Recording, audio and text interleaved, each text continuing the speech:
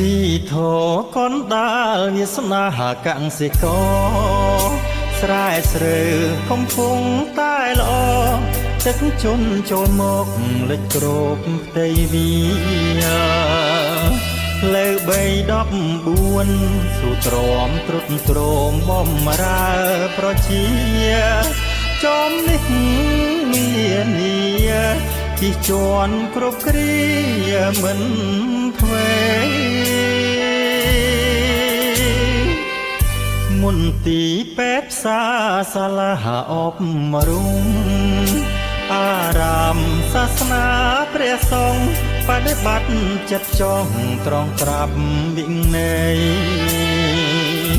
ស្រុកយើងមានសពស្កតណោតផ្អែមមុតសូត្រដំបាញ់គេប្រាសាទល្អក្រៃនាមពេញគឺព្រៃដើមស្រុកវិស័យសាញ់ពោទីហើយនឹងព្រៃទឹងល្វេព្រៃដើមភ្នឹងប្រឡាយសន្ធិនស្រោចស្រពស្រូវប្រាំងវស្សាធ្វើតគ្នាជាប់សង្ឃឹមមានភ័ព្វតម្លៃសមស្របគប់ចិត្តកសិករនៅមួយភ្នៅពី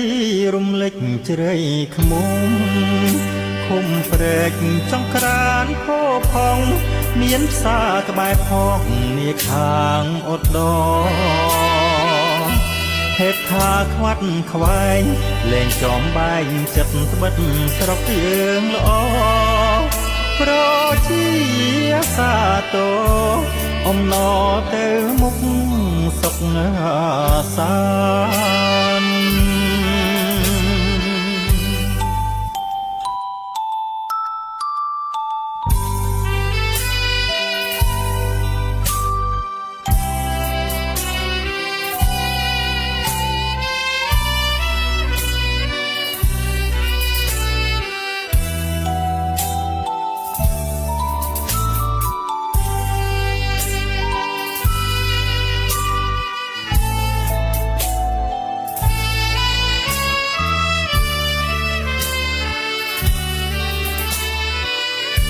នៅមួយភ្នៅពី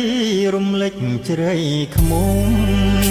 ឃុំព្រែកចង្ក្រានផោផងមានផ្សារក្បែរផងនាខាងអត់ដហេតុថាខ្វាត់ខ្វែងលែងចំបែងចិត្តត្បិតស្រុកយើងល្អប្រជាសាទរអំណរទៅមុខសុខសា